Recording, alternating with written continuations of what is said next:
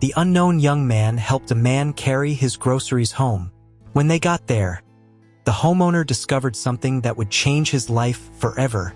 On a rainy afternoon in Denver, an unexpected encounter between a lonely man and a young stranger triggers a series of events that will change their lives forever.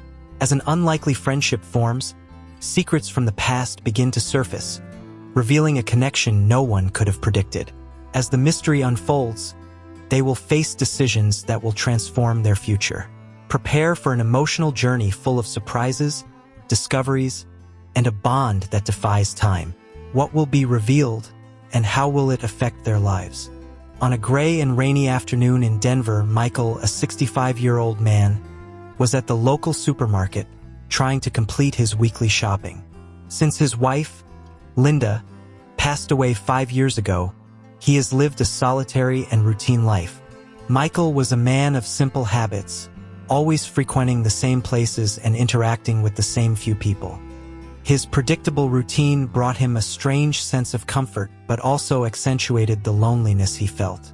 That afternoon, something unusual was about to happen. As he walked down the canned goods aisle, Michael felt a pain in his back that made him stop for a moment. The pain, a constant reminder of his age, seemed more intense than usual, as if his body was sending him a warning.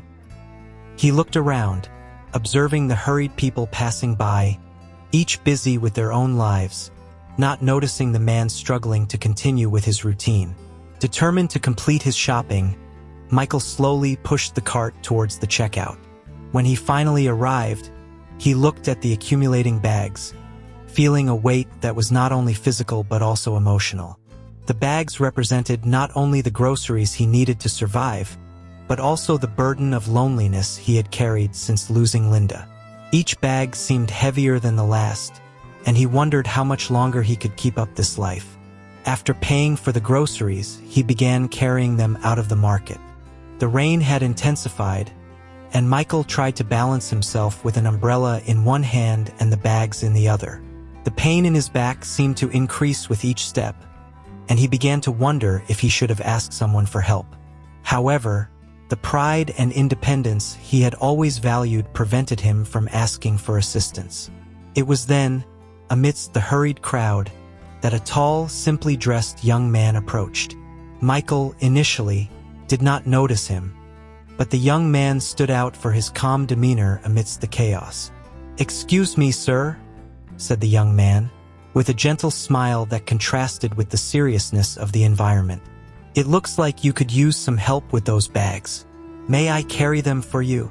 Michael, who normally did not accept help from strangers, hesitated.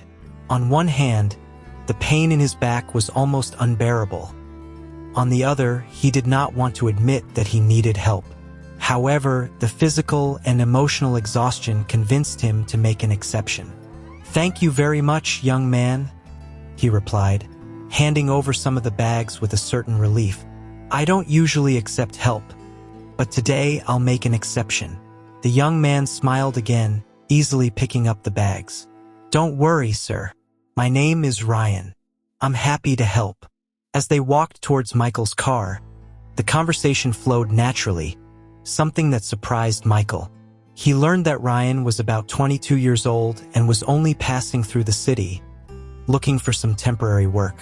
Ryan seemed to be a polite and considerate young man, someone who wasn't used to receiving much from life, but still maintained an optimistic air that intrigued Michael.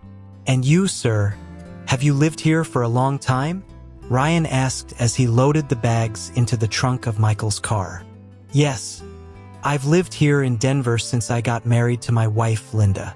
She passed away 5 years ago, and I've been living alone ever since," Michael replied, with a contained sadness in his voice that did not go unnoticed by Ryan. Ryan looked at him with empathy but also with a silent curiosity. "It must be hard, losing someone you love so much. It is hard, but life goes on, doesn't it?" Michael said, trying to keep his voice steady but feeling the weight of the words. "And you, young man, where are your parents?" Ryan looked away for a moment before answering.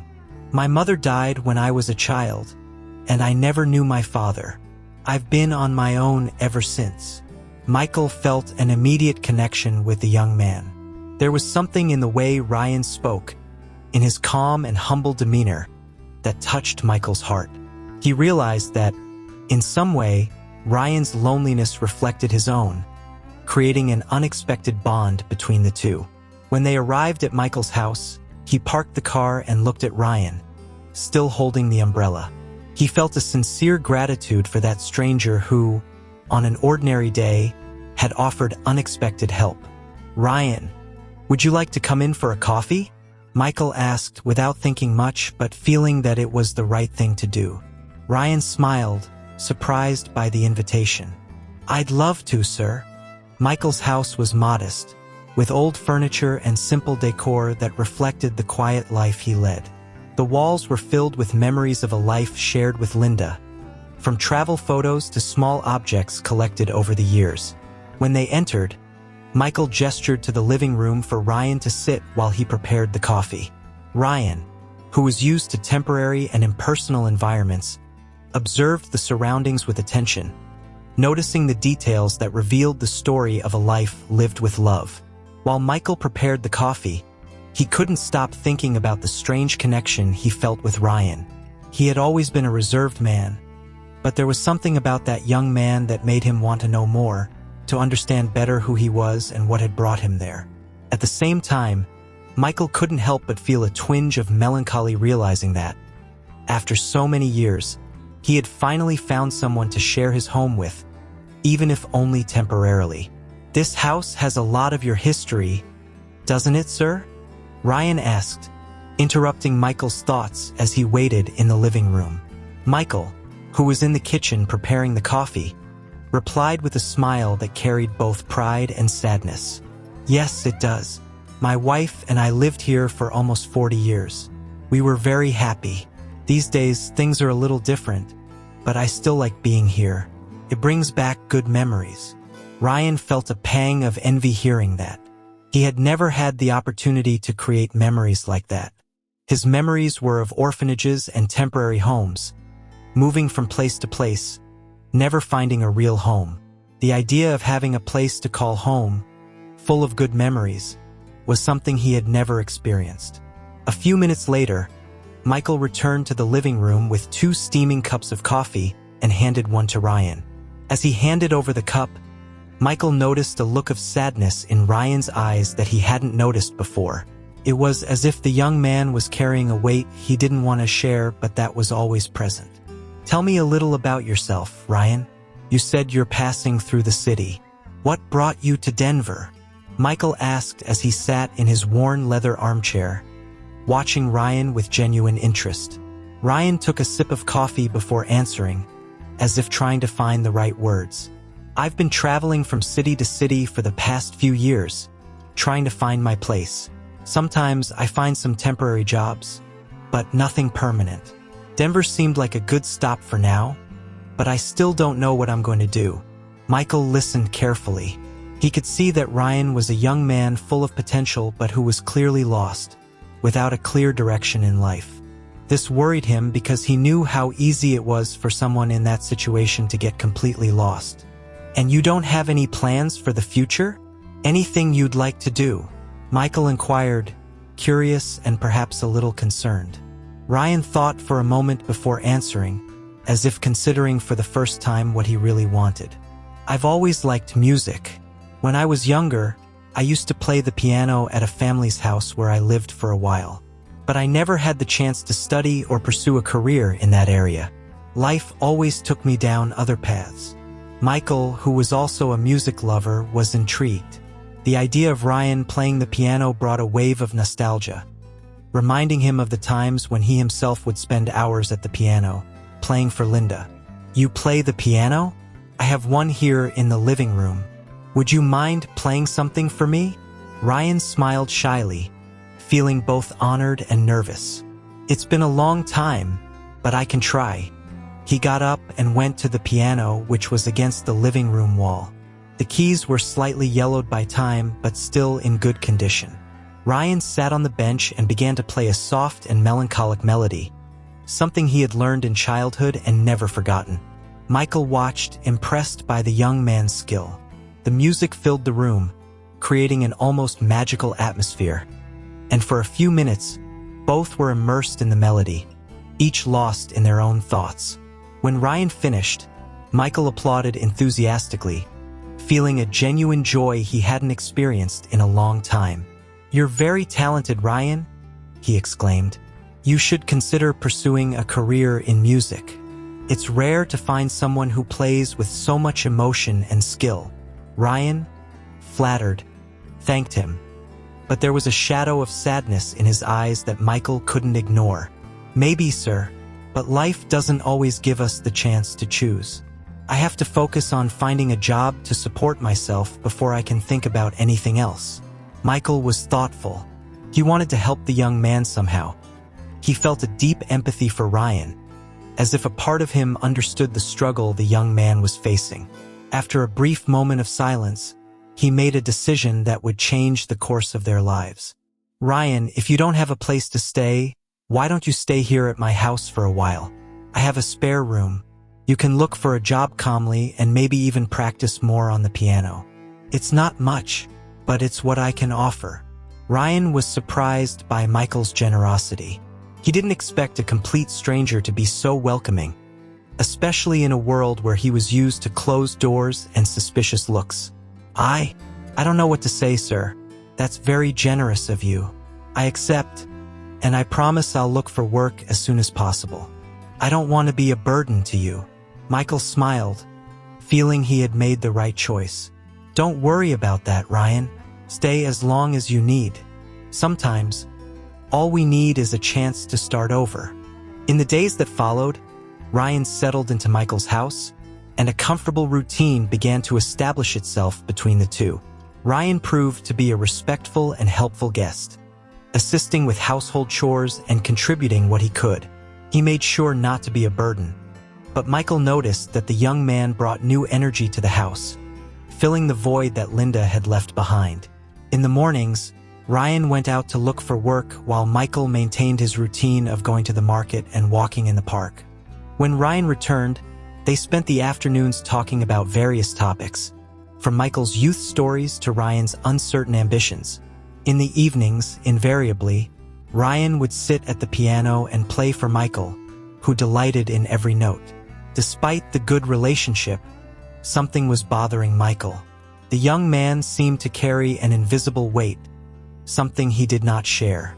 Michael noticed a deep sadness in Ryan's eyes, a feeling of loss and disorientation that, in a way, mirrored his own loneliness. Michael wanted to help Ryan find a path, but he felt that, to do so, he needed to understand the young man's story better. One day, while Michael was in the kitchen preparing dinner, Ryan entered and sat at the table, looking more downcast than usual. Michael noticed the expression on Ryan's face and decided it was time to try to deepen the conversation. "Ryan, I notice you've been thoughtful lately. I know we haven't known each other for long, but I want you to know that you can trust me. Is something worrying you?" Michael asked, with a gentle voice but also with a silent determination to help the young man. Ryan hesitated for a moment, but then sighed and began to speak, as if he had kept those words inside for a long time. "It's hard for me to talk about it, Mr. Michael, because these are things I try to forget. But the truth is, I've been thinking a lot about my mother lately. She died when I was only 5 years old, and since then, I've always felt alone, even when surrounded by other people." He paused, looking at the cup of coffee in front of him. "I never knew much about my father. My mother only told me that he left before I was born and never came back." Michael felt a tightness in his chest hearing that. He had lost Linda, but at least he had had the chance to live many years with her. Ryan, on the other hand, seemed to have been deprived of a family life from a very early age. "I'm sorry about that, Ryan. Losing your parents so young must have been devastating. And you've never tried to look for your father? Maybe he had a reason for not being present. Something you don't know yet?" Michael suggested, trying to keep the tone casual but feeling the need to help Ryan find some peace. Ryan slowly shook his head, as if the idea of looking for his father was something he had avoided for a long time. "I don't know, sir. Part of me always wanted to know who he was, but another part preferred not to look. I think I was afraid of what I might discover, or of not discovering anything." Michael was thoughtful, trying to choose the right words to help Ryan. He looked at the young man with a mixture of compassion and curiosity. There was something in that story that intrigued him deeply, as if a missing piece was about to be found. "Do you know anything about him? Any clue where he might be now?" Michael asked, trying not to sound too eager but feeling a growing urgency to discover more. "My mother didn't talk much about him. All I know is that he was from a small town near Denver called Aspen Ridge. My mother said he was a musician like me, but she never said much more than that. It seems she had resentments, and I never wanted to push it," Ryan replied, with a veiled sadness in his voice, as if he was reliving painful memories. Michael remained silent for a few moments, processing the information. Aspen Ridge. He knew that town well. He had passed through there several times when he was younger on business trips. And the coincidence that Ryan's father was also a musician. Something inside Michael began to stir, an unease he couldn't define. That night, while Ryan played a soft melody on the piano, Michael couldn't shake the thoughts spinning in his mind. He remembered a period in his youth when he had briefly lived in Aspen Ridge before moving to Denver and meeting Linda. At the time, he was 23 years old and played in bars and small clubs to supplement his income. He had met many people, but one in particular came to mind. A young woman named Rebecca, with whom he had had a brief romance. They parted ways when Michael received a job offer in Denver, and he never heard from her again. Could it be? The idea seemed absurd, but the coincidence of facts and dates was disturbing. Michael decided he needed to investigate more about Ryan's past. Maybe it was just a coincidence, but he wouldn't be able to sleep peacefully without at least trying to find out the truth. The next morning, when Ryan went out to look for work, Michael called an old friend who still lived in Aspen Ridge. They talked briefly, and Michael asked about Rebecca, explaining that he had remembered her recently and wanted to know what had happened to her. "Rebecca?" said the friend after a brief pause. "Yes, I remember her. She passed away many years ago. I heard she had a son, but I never knew what happened to him. Do you think she might be connected to this young man you're talking about?" Michael hung up the phone, feeling shaken. The possibility that Ryan could be his son began to gain strength in his mind. If it were true, how could he have gone so long without knowing? And how would he reveal this to the young man who was now becoming increasingly important in his life? The possibility that Ryan was his son wouldn't leave Michael's mind. The coincidences were too many. Ryan's age, the fact that his mother had lived in Aspen Ridge, and the shared passion for music. Michael felt that he needed to investigate further before confronting Ryan with his suspicions, so he decided to start with the records he had at home. That afternoon, while Ryan was out, Michael went up to the attic, where he kept boxes of memories and old documents. The accumulated dust revealed that he hadn't visited that place in years. Michael began rummaging through the boxes, looking for any clues about his life in Aspen Ridge. Among yellowed papers and old photos, he found a box of letters and photos from the time he had lived there. As he leafed through the letters, Michael found some written by Rebecca. They spoke of their moments together, of the small adventures they shared, and how she regretted his departure. Reading those words brought a wave of nostalgia. He had really liked Rebecca, but at the time, his focus on his career had distanced him from any serious commitment. Then, at the bottom of the box, he found a photograph that made him stop. It was a picture of Rebecca smiling, and next to her, a baby of a few months. On the back of the photo, there was a date and a short message, "Ryan at 3 months." Michael's heart raced. The baby's image was clear, and he recognized something familiar in those infant features. Could that baby be the Ryan who now lived in his house? Michael's mind was racing. He knew he could no longer ignore the evidence. He needed to talk to Ryan, no matter how difficult it was. With the photograph in hand, He descended from the attic, feeling the weight of the responsibility he now carried. When Ryan returned home that night, Michael was waiting for him in the living room, sitting in his armchair with the photograph on the table in front of him. Ryan noticed that something was different in Michael's demeanor but didn't know exactly what to expect. "Ryan, we need to talk," said Michael, his voice firmer than he felt inside. Ryan sat on the couch, looking at Michael with a mixture of curiosity and concern. He knew there was something important Michael wanted to tell him, but he couldn't imagine what it could be. "Sure, Mr. Michael. What's going on?" he asked, trying to hide the anxiety that was starting to grow. Michael picked up the photograph and handed it to Ryan, carefully watching his reaction. The young man seemed confused at first, but as he examined the photo, something seemed to click in his mind.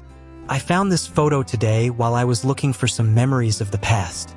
I had no idea that, well, I think this photo is of you and your mother, Rebecca. I met her many years ago before I moved to Denver. We had a brief relationship, but I never knew she was pregnant. Now, seeing this photo, I can't help but think that maybe I'm your father." Ryan was silent for a long moment, holding the photo with trembling hands. He looked at the image, then at Michael, and then back at the photo, as if trying to process the words he had just heard. I don't know what to say, Mr. Michael," said Ryan, finally, with a choked voice. "My mother never mentioned your name. She only said my father was a musician, but she never said anything more. I never imagined that you could be my father." Michael felt a mix of emotions: fear, hope, anxiety. He reached out to Ryan, wanting to offer some comfort. "I don't know what to think either, Ryan. This is all very new to me. But if there's a chance that you're my son, I need to know. If you agree, we can do a DNA test to confirm it. And regardless of the result, I want you to know that I'll be here for you, as I've been since we met." Ryan looked at Michael, his eyes filled with tears. The idea of finally finding his father, after so many years of uncertainty, was overwhelming. He felt a whirlwind of emotions: relief, fear, and deep sadness for all the lost time. I want to know the truth, Mr. Michael. Let's do the test," Ryan said, his voice trembling. Michael nodded, feeling a weight lift off his shoulders. But at the same time, the uncertainty of what the future would bring left both in a state of tension. The revelation that they could be father and son had changed everything between them, and the wait for the test results would be a period of anxiety and reflection. The days that followed were marked by a mix of hope and apprehension. Michael and Ryan sent the samples for the DNA test, and now there was nothing left to do but wait for the results. Their conversations became deeper, more meaningful, as they tried to prepare for what the future would reveal. While they waited, Michael couldn't stop thinking about how his life might change forever. He never imagined that, at 65 years old, he would find a son he didn't know he had. But at the same time, he felt a deep connection with Ryan, something that went beyond blood. It was as if fate had brought them together in a way he could never have predicted. The day of the DNA test results finally arrived. Michael and Ryan were sitting in the living room, both nervous, trying to disguise their anxiety with trivial conversations.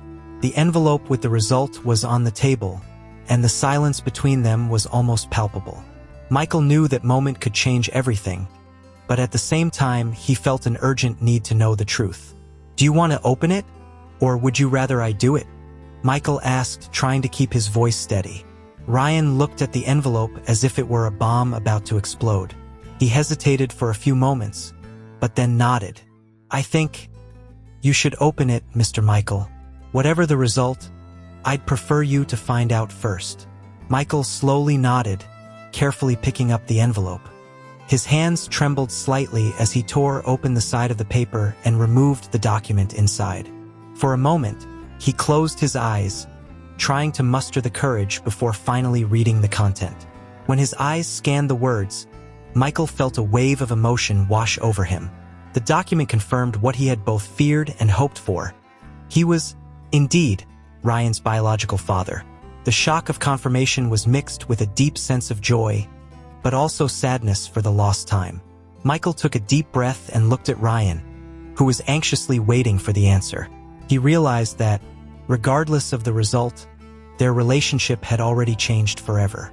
"Ryan, the result," he said, his voice choked. "The test confirmed it. I am your father." Ryan stood still for a moment, as if the words hadn't registered immediately. When reality finally hit him, his eyes filled with tears, and he placed his hands over his face, trying to absorb the magnitude of the revelation. I can't believe it," Ryan whispered, his voice trembling. "All these years, searching for an answer, not knowing you were here all along." Michael stood up slowly and went over to Ryan, placing his hand on his shoulder with affection. He felt a mix of emotions that was difficult to express, but the main one was the desire to make up for the lost time. "I am as surprised as you are, Ryan. I never imagined this could happen. But now that we know the truth, I want you to know that you're no longer alone. I'm here, and I'll be by your side from now on," Michael said, feeling his own tears streaming down his face.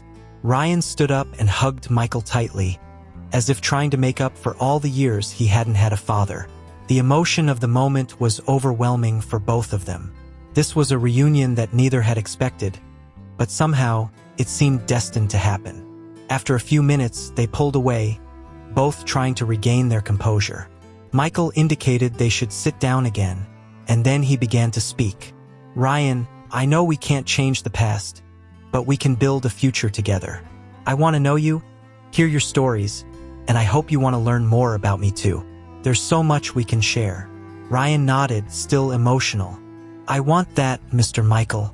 I've always felt something was missing in my life, and now it makes sense. I've always wanted to know who my father was, and now that I know, I want to take this opportunity to really get to know you." In the days that followed, Michael and Ryan began to rebuild their lives together as father and son. They spent hours talking about the past, sharing stories and memories that helped fill the gaps left by years of separation. Michael spoke about his youth, about how he met Linda, and what their life was like in Denver. Ryan, in turn, shared his difficult experiences, the challenges he faced growing up without a stable family, and how music had always been his refuge. As they got to know each other better, the connection between them grew stronger. Michael felt a new vitality in his life, as if Ryan's presence brought a new purpose. Ryan, for his part, began to see Michael not only as the father he had always wanted but also as a mentor and a friend. Michael also made sure to support Ryan's musical talent. He used his connections in the local community to help Ryan get some performances at small events, and soon the young man's talent began to attract attention. Michael was proud, not just for Ryan's success but also for finally being able to be a part of his son's life. As the months passed, the relationship between Michael and Ryan naturally and deeply solidified. The revelation that they were father and son brought a new dimension to their lives, transforming what was once just a casual connection into an unbreakable bond. Ryan, inspired by Michael's support, decided to dedicate himself entirely to music. With his father's encouragement, he began performing at small events, gaining confidence and recognition. Michael, who had always loved music, was proud to see Ryan's talent being appreciated by others. With each new performance, their relationship grew stronger, and Michael saw in Ryan not just a son, but also the promise of a future he never imagined having. One night, after one of those performances, they returned home together.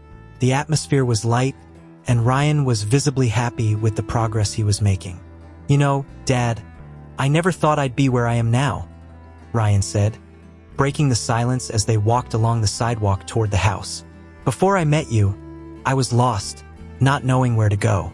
Now, I feel like I've finally found my place."